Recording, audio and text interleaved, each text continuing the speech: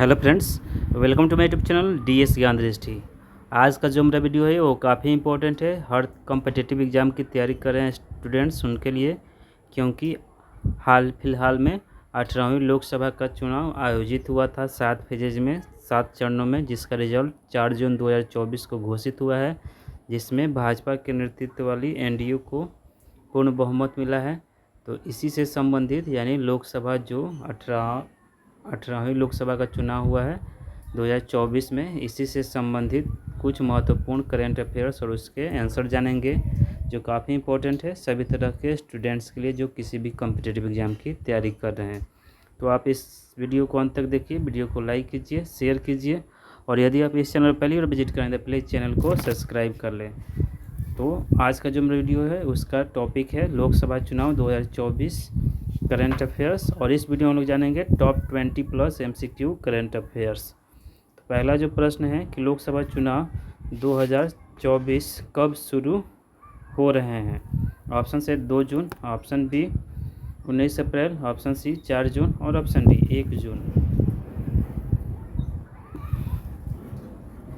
तो प्रश्न संख्या 1 का जो सही जवाब हो जाएगा, लोकसभा का जो चुनाव 2024 में आयोजित हुआ उसका आयोजन 19 अप्रैल 2024 से किया गया, मतलब पहला फेज 19 अप्रैल 2024 को आयोजित हुआ और अंतिम 7वां और अंतिम फेज 1 जून 2024 को आयोजित किया गया।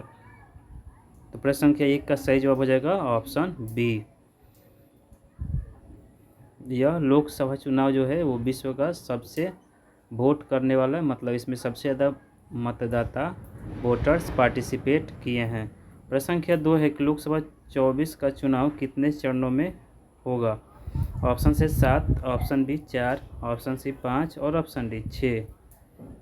तो 18वीं जो लोकसभा चुनाव आयोजित किए गए 2024 में, यह कुल 7 फेजेज में 7 चरणों में आयोजित किए गए, जिसका पहला चरण 19 अप्रैल को और अंतिम चरण 1 जून 2024 को आयोजित किया गया। इसके साथ साथ सिक्किम, अरुणाचल प्रदेश, उड़ीसा और आंध्र प्रदेश में मतलब विधानसभा चुनाव भी आयोजित किए गए थे, जहां पर उड़ीसा में पहली बार भारतीय जनता पार्टी की सरकार बनी है, जो लगातार 20 वर्षों तक शासन में रही बीजू जनता दल को पराजित करके शासन में आई है। बीजू जनता दल के जो मुख्य हैं वो नवीन पटनायक हैं, जिनका स्वास्थ्य आजकल मतलब ठीक नहीं है और उनकी पार्टी ने भी अच्छा परफॉर्मेंस नहीं किया है। जो लोकसभा चुनाव आयोजित किए गए हैं उसमें बीजू जनता दल को मात्र 1 सीट मिली है। प्रश्न संख्या 2 का सही जवाब हो जाएगा ऑप्शन ए 7। प्रश्न संख्या 3 की ओर बढ़ते हैं। प्रश्न संख्या 3 है कि लोकसभा चुनाव में किस राजनीतिक दल को बहुमत हासिल हुई है। ऑप्शन से NDA को, ऑप्शन बी इंडिया गठबंधन को, ऑप्शन सी शिवसेना को और ऑप्शन डी इनमें से कोई नहीं।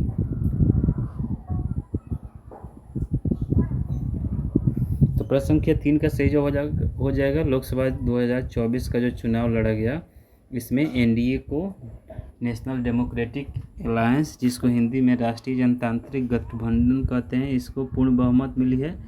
सरकार बनाने के लिए किसी भी दल या गठबंधन को 272 सीटें चाहिए, क्योंकि लोकसभा में कुल सीटों की संख्या 543 है, तो इसकी 50% से अधिक सीट किसी भी पार्टी या गठबंधन को चाहिए, जो NDA को मिला है, जबकि इंडिया गठबंधन को 234 सीटें मिली है।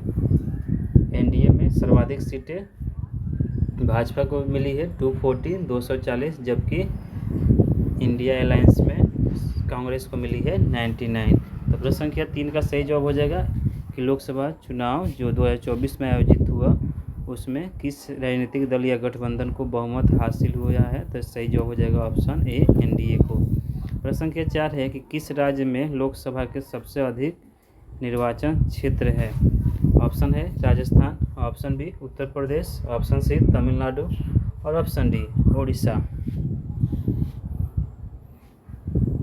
तो काफ़ी इम्पोर्टेंट क्वेश्चन है कि किस राज्य में लोकसभा के सबसे अधिक निर्वाचन क्षेत्र है। सही जवाब हो जाएगा ऑप्शन बी उत्तर प्रदेश में लोकसभा की कुल 80 सीटें हैं।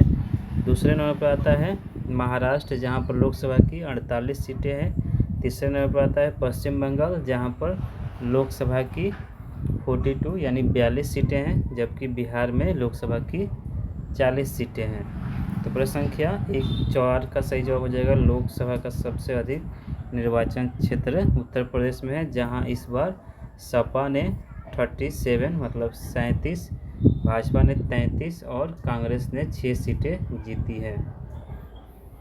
तो प्रश्न संख्या 4 का सही जवाब ऑप्शन बी उत्तर प्रदेश। प्रश्न संख्या 5 है कि आम चुनाव 2024 के अनुसार लोकसभा में कुल सीटों की संख्या कितनी है। ऑप्शन से 507, ऑप्शन बी 504, ऑप्शन सी 505 और ऑप्शन डी 543।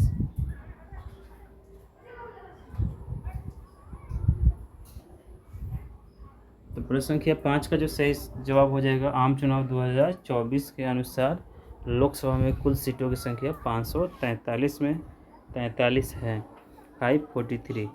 प्रश्न संख्या 6 है कि आम भारत में चुनाव कराने के लिए कौन सी संस्था जिम्मेवार है या उत्तरदायी है। ऑप्शन से चुनाव आयोग इलेक्शन कमीशन, ऑप्शन बी वित्त आयोग financial commission, option C NITI Aayog और ऑप्शन डी योजना आयोग प्लानिंग कमीशन। तो प्रश्न संख्या 6 का जो सही जवाब हो जाएगा, भारत में चुनाव कराने की जिम्मेवारी या जिम्मेदार जो संस्था है वो चुनाव आयोग को है। प्रश्न संख्या 7 है कि भारत में राष्ट्रपति लोकसभा में अधिकतम कितने सदस्यों को मनोनीत कर सकते हैं। ऑप्शन से 2, ऑप्शन बी 4, ऑप्शन सी 5 और ऑप्शन डी 6।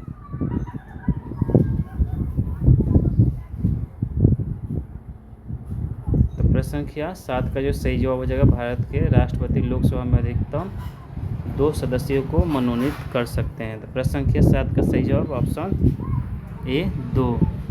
वर्तमान में जो भारत के राष्ट्रपति हैं वो हैं द्रौपदी मुर्मू, जो पहली आदिवासी राष्ट्रपति हैं जो उड़ीसा से संबंधित है। प्रश्न संख्या 8 है, किस राजनीतिक पार्टी ने 2024 के लोकसभा चुनाव में सबसे अधिक सीटें जीती। ऑप्शन से Bhajpa, option B Congress, option C Shivsena और ऑप्शन डी इनमें से कोई नहीं।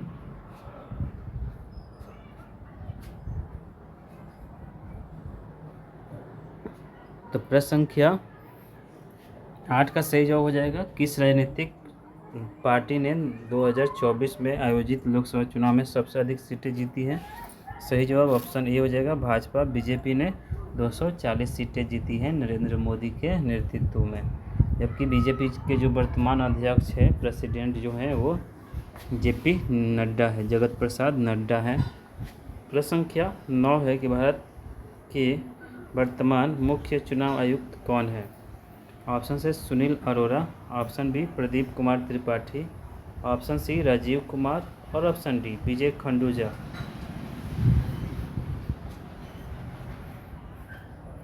तो प्रश्न संख्या जो 9 है, भारत के मुख्य निर्वाचन आयुक्त या चुनाव आयुक्त कौन है।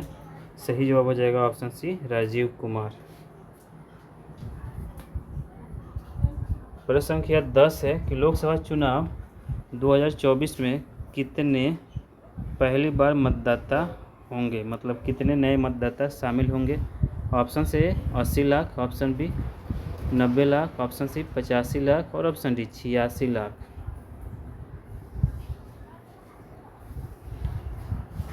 तो प्रश्न संख्या 10 का सही जवाब हो जाएगा, लोकसभा चुनाव 2024 में पहली बार 85 लाख नए मतदाता शामिल होंगे। प्रश्न संख्या 11, लोकसभा में अनुसूचित जातियों के लिए कितनी सीटें आरक्षित हैं। ऑप्शन से 84, ऑप्शन बी 90, ऑप्शन सी 85 और ऑप्शन डी 86। तो प्रश्न संख्या 11 का सही जवाब हो जाएगा ऑप्शन ए 84। प्रश्न संख्या 12 है कि लोकसभा चुनाव 2024 में निम्नलिखित में से किस निर्वाचन क्षेत्र में सबसे अधिक नोटा का प्रयोग हुआ। ऑप्शन से नई दिल्ली, ऑप्शन बी मथुरा निर्वाचन क्षेत्र, ऑप्शन सी इंदौर और ऑप्शन डी गोपालगंज।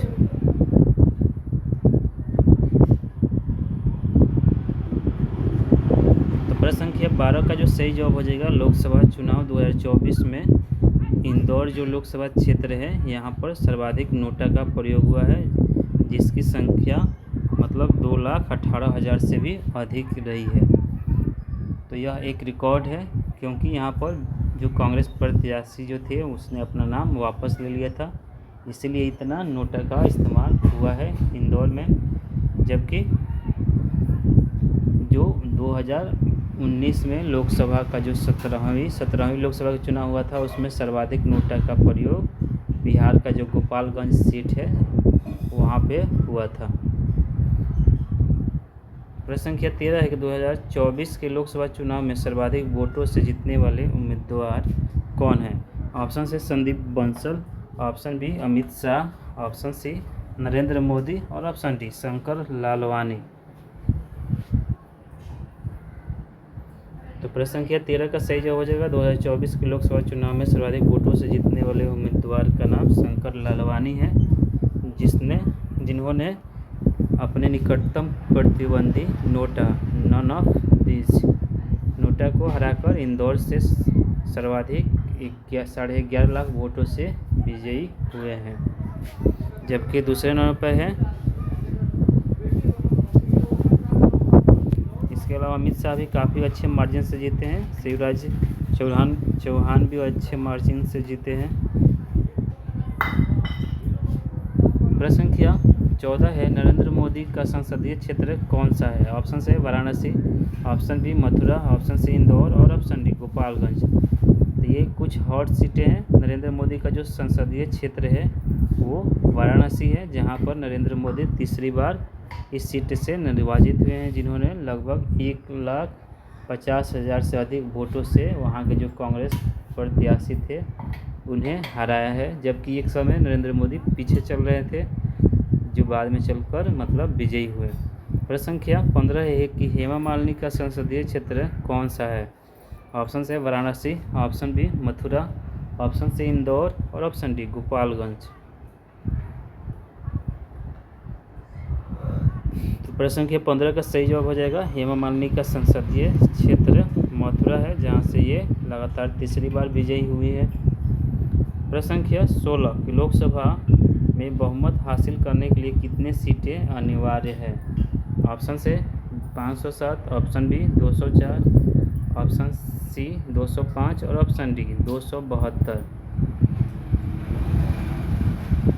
प्रश्न संख्या 16 का सही जवाब हो जाएगा लोकसभा में किसी भी राष्ट्रीय राजनीतिक दल या किसी भी राजनीतिक दल को या गठबंधन को बहुमत हासिल करने के लिए 272 सीटें लानी अनिवार्य है। तो प्रश्न संख्या 16 का सही जवाब हो जाएगा 272। प्रश्न संख्या 17 है कि अमित शाह जो वर्तमान में जो बीजेपी है इसके चाणक्य माने जाते हैं। अमित शाह का संसदीय क्षेत्र कौन सा है? ऑप्शन से Varanasi, option B Ahmedabad, option C Indore और ऑप्शन डी गोपालगंज। तो प्रश्न संख्या जो 17 है, अमित शाह जो वर्तमान में गृह मंत्री थे, होम मिनिस्टर, सहकारिता मंत्री भी थे, कोऑपरेटिव मिनिस्टर, और ये वर्तमान में चाणक्य के नाम से प्रसिद्ध है। तो इनका जो वर्तमान में संसदीय क्षेत्र है वो अहमदाबाद है, जो गुजरात का सबसे बड़ा नगर है, सिटी है। प्रश्न संख्या 18 है, राजनाथ सिंह का संसदीय क्षेत्र कौन सा है? ऑप्शन से Varanasi, option B Ahmedabad, option C Indore और ऑप्शन डी लखनऊ।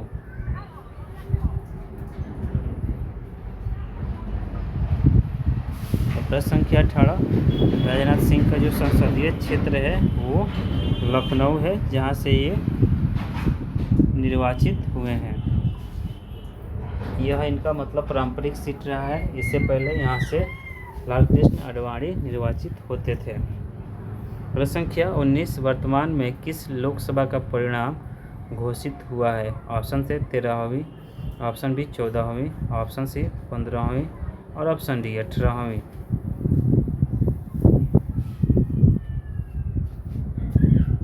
प्रश्न संख्या 19, वर्तमान में 18वीं लोकसभा का चुनाव का परिणाम घोषित हुआ है, जो 4 जून 2024 को घोषित हुआ।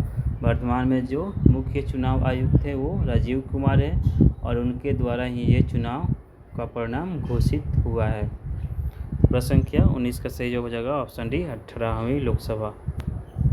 प्रश्न संख्या 20 प्रधानमंत्री नरेंद्र मोदी का संबंध किस राजनीतिक दल से है? ऑप्शन से Bhajpa, Bharatiya Janata party, option B Congress, भारतीय राष्ट्रीय कांग्रेस, ऑप्शन सी शिवसेना और ऑप्शन डी इनमें से कोई नहीं।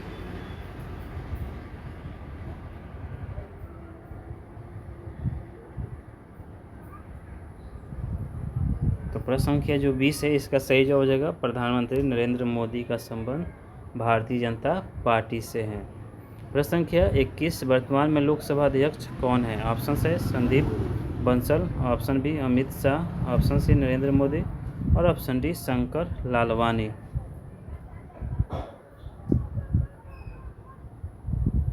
तो प्रश्न संख्या जो 21 है कि वर्तमान में लोकसभा अध्यक्ष कौन है, तो इसका जो सही जवाब होगा वो हो जाएगा ओम बिरला। ओम बिरला 17वीं लोकसभा के अध्यक्ष है जो वर्तमान में भी है। यह लोकसभा कुछ ही दिनों में भंग होने वाली है। तो प्रश्न संख्या 21 का सही जवाब हो जाएगा ओम बिरला। प्रश्न संख्या 22 है बिहार में लोकसभा की कितनी सीटें हैं? ऑप्शन से 30, ऑप्शन बी 40, ऑप्शन सी 45 और ऑप्शन डी 38। प्रश्न संख्या 22 का सही जवाब हो जाएगा बिहार में लोकसभा की जो सीटों की संख्या है वो 40 है, 40 है। प्रश्न संख्या 23 है कि वर्तमान लोकसभा यानी 18वीं लोकसभा में सबसे युवा सांसद कौन निर्वाचित हुए हैं? ऑप्शन से A Sandeep Bansal, option B Amit Shah, option C Narendra Modi और ऑप्शन डी शंकर लालवानी। तो प्रश्न संख्या 23 का सही जवाब हो जाएगा पुष्पेंद्र, जो समाजवादी पार्टी से निर्वाचित हुए हैं। ये सबसे युवा सांसद है। प्रश्न संख्या 24 है रवि किशन का संसदीय क्षेत्र कौन सा है? ऑप्शन से Varanasi, option B Ahmedabad, option C Gorakhpur और ऑप्शन डी लखनऊ। तो प्रश्न संख्या 24 का सही जवाब हो जाएगा रवि किशन का जो संसदीय क्षेत्र है वो गोरखपुर है। यहाँ से ये दूसरी बार निर्वाचित हुए हैं। यह योगी आदित्यनाथ की पारंपरिक सीट रही है।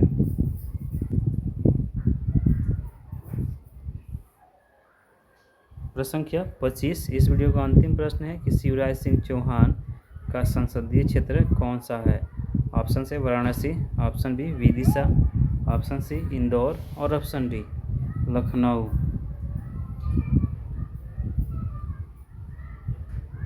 तो प्रश्न संख्या 25 शिवराज सिंह चौहान जो मध्य प्रदेश के पूर्व सीएम रह चुके हैं, ये इनका जो संसदीय क्षेत्र है वो है विदिशा, जो काफ़ी पारंपरिक सीट है बीजेपी का। इससे पहले यहाँ से सुषमा स्वराज चुनाव लड़ती थी और विजयी होती थी। तो प्रश्न संख्या 25 का सही जवाब हो जाएगा ऑप्शन बी विदिशा। तो 2024 में जो 18वीं लोकसभा का चुनाव आयोजित हुआ है उसमें उसका परिणाम 4 जून 2024 को घोषित हो चुका है और उसी से संबंधित था हमारा आज का वीडियो, जो काफ़ी इम्पोर्टेंट है हर कॉम्पिटिटिव एग्ज़ाम की तैयारी कर रहे हैं स्टूडेंट्स के लिए। तो जो वर्तमान में लोकसभा अध्यक्ष थे और वर्तमान में जो राष्ट्रपति हैं उनकी भूमिका काफ़ी इम्पोर्टेंट हो जाती है, क्योंकि अभी एनडीए को पूर्ण बहुमत है। तो एनडीए अपनी सरकार बनाने की मतलब पेशकश करेगी और सरकार बनाएगी। तो देखते हैं कि यह सरकार कितनी लंबे समय तक चलती है और कैसी सरकार बनती है और भारत में विकास कार्यों को कैसे ये रूपांतरित करती है। तो आशा और उम्मीद करते हैं कि जो वर्तमान में सरकार गठित होगी वो बेरोजगार, एजुकेशन का जो मुद्दा है उस पर अधिक फोकस करेगी। साथ में जो प्रधानमंत्री है नरेंद्र मोदी वो अच्छे कार्यों से यहाँ की जनता को मतलब जनता का दिल जीतने में कामयाब होंगे, क्योंकि इस बार विपक्ष काफ़ी मजबूत है। तो कोई भी निर्णय लेने में उन्हें काफ़ी कठिनाई भी हो सकती है। तो इसी टॉपिक पर आधारित था हमारा आज का वीडियो, जो आधारित था 18वीं लोकसभा का चुनाव परिणाम से संबंधित कुछ महत्वपूर्ण एमसीक्यू करंट अफेयर्स और उसके आंसर पे। तो आप इस वीडियो को देखिए, वीडियो को देखकर लाइक कीजिए, शेयर कीजिए और यदि आप इस चैनल पर पहली बार विजिट कर रहे हैं तो प्लीज़ चैनल को सब्सक्राइब कर लें और बेल आइकन को दबा दें, जिससे जो भी मैं वीडियो बनाऊँ उसका नोटिफिकेशन आपको मिल जाए। तो इस वीडियो को देखने के लिए आप सभी का बहुत बहुत धन्यवाद। इस वीडियो को आप देखिए ज़्यादा से ज़्यादा और इस वीडियो को शेयर करना ना भूलें। तो thank you for listening and watching this video.